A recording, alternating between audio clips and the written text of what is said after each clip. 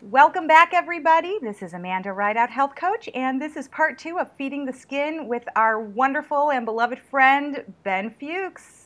Ben, Hey, I'm real excited to just jump in there and talk about this. We want the information. about the feeding the skin. Feeding of the skin, All right, yeah. good. Well, I'm a big proponent of giving the skin food. And by food, I kind of, that's sort of a facetious way of getting my point across. You're not giving it food, you're giving it nutrition. You're giving it nutrients. And it's interesting because when I started this idea, I developed this concept of giving the skin nutrients. To me, it was just common sense as a pharmacist. And from working with the skin at the Blistex company, I knew that vitamins played a very important role that could be exploited topically in a skincare product.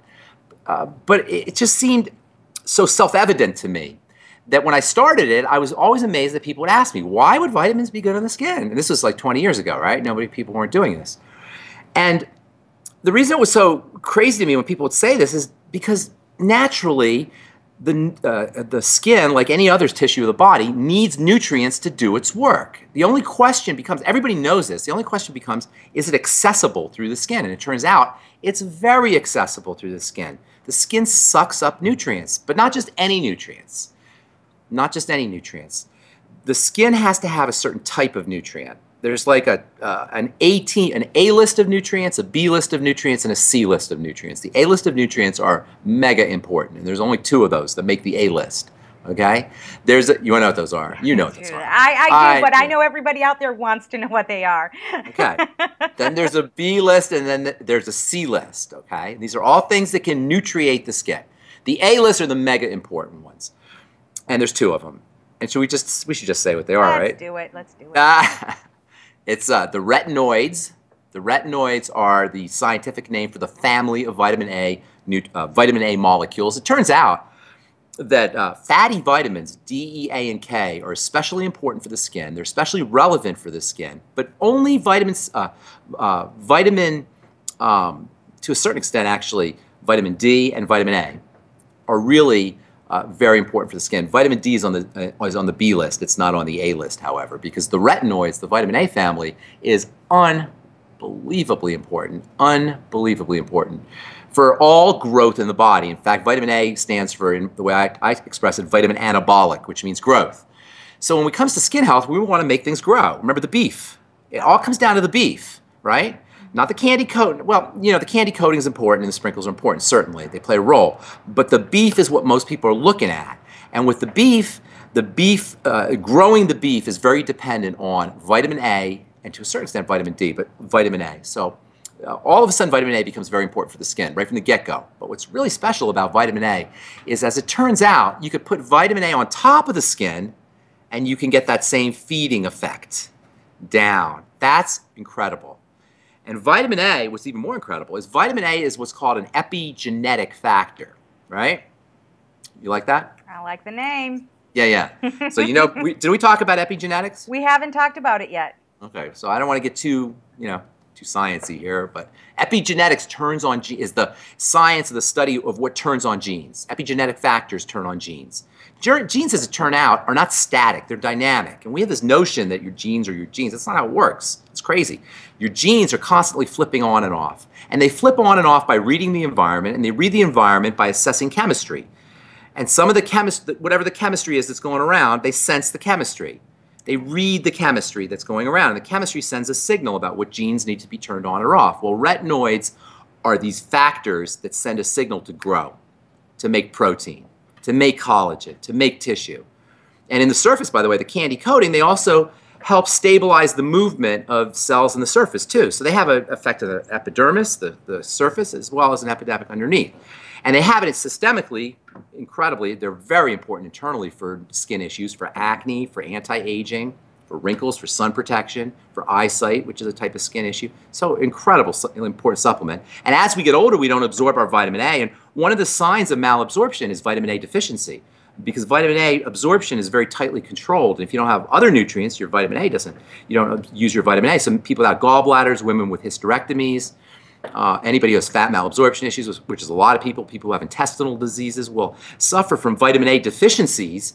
and not knowing their skin will look lousy and their bones will be weak, and it's just because of malabsorption of vitamin A. So vitamin A is very important for building. But what's neat about vitamin A is not only will it build the skin internally, like it builds everything else, you can put it on topically.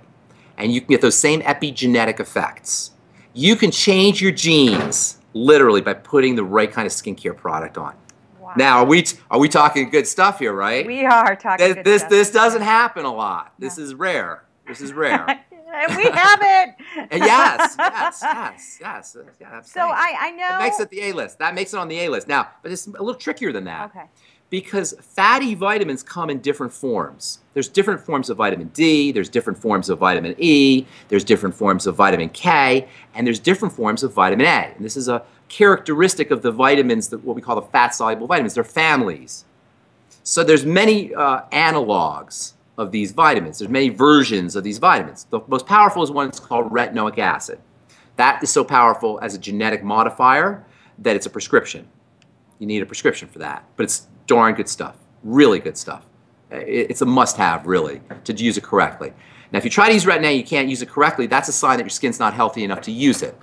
People will blame the Retin A. They'll say, oh, I can't use Retin A. It's, Retin A is aggressive. This is the reputation it has. It's not so much that as it is our skin is very fragile, much more fragile than it needs to be. So use it less and make sure you're doing other things to make your skin more robust so that it can use retinoic acid. It's like going to the gym.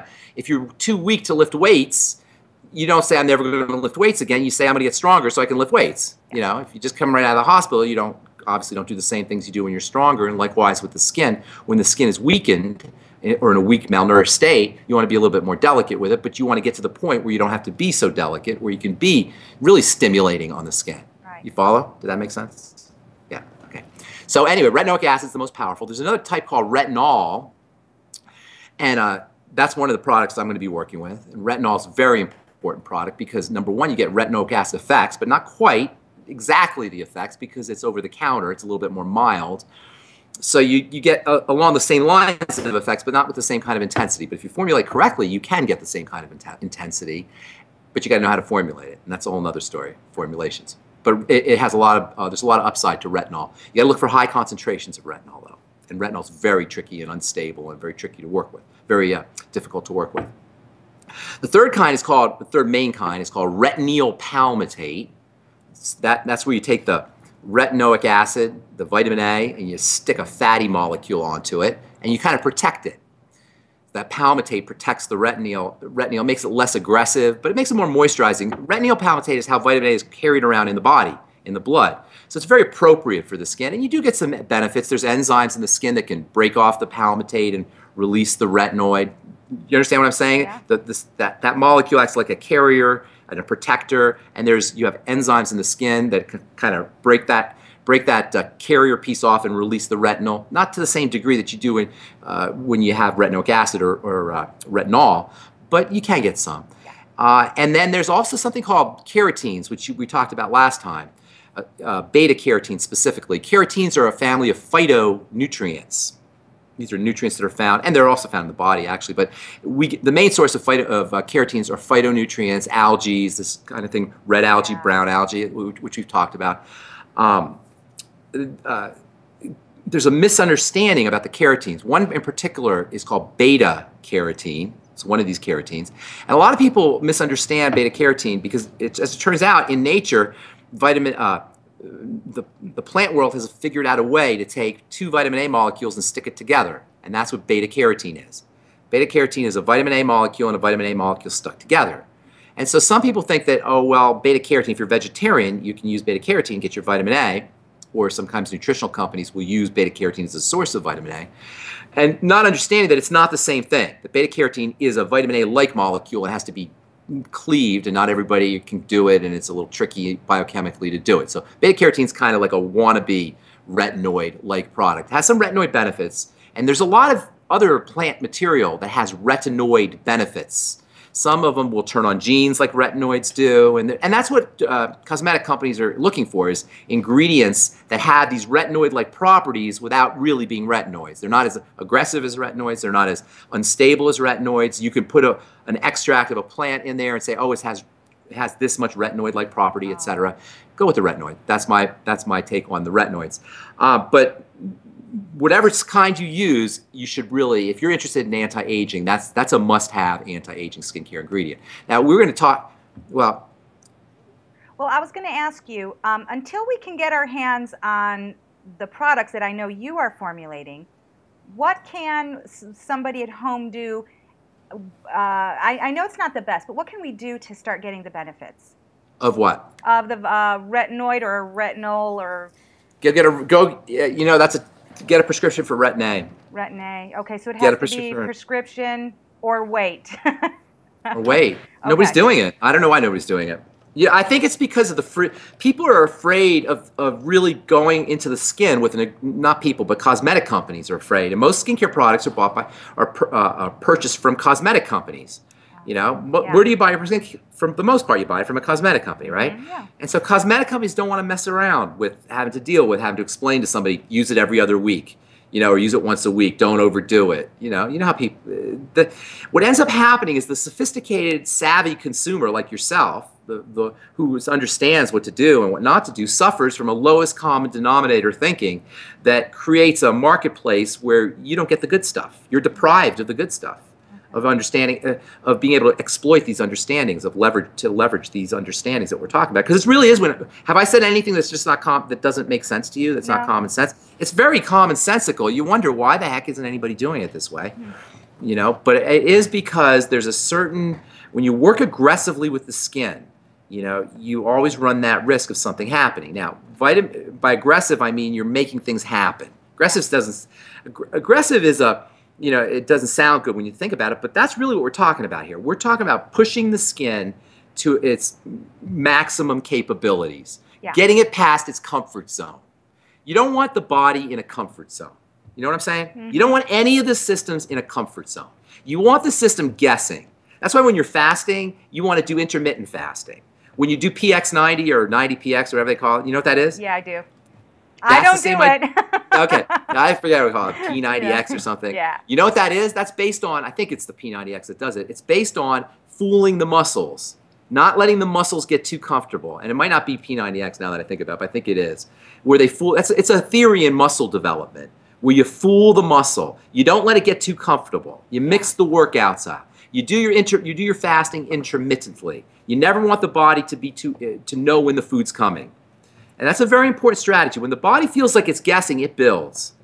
And so you want to mix things up a little bit. And there's ways to do it. There's ways to maximize how you're pushing and how you're getting the best out of your skin. And that's what we're talking about here, is getting the best out of your skin. However, to do that, you got to make things happen. You got to push it a little bit. And not everybody is sophisticated enough to understand how to push the skin without over pushing the skin. And it's not rocket science, really, at the end of the day. It's not like nuclear physics here, but there is an element of listening to your body, of understanding a little bit of biology, a little bit of how the thing is structured. Very little, you know, not a lot, but, you know, candy coating, sprinkles, and beef. There you go. Yes, pretty much, right? Yeah. All right. Okay, wonderful.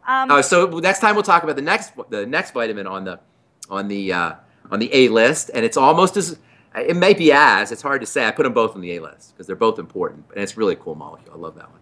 Great. Well, then next time we'll talk about that molecule, and until then, we're still just patiently waiting for the fabulous products to come out. All right. Okay. Well, thank you so much, Ben.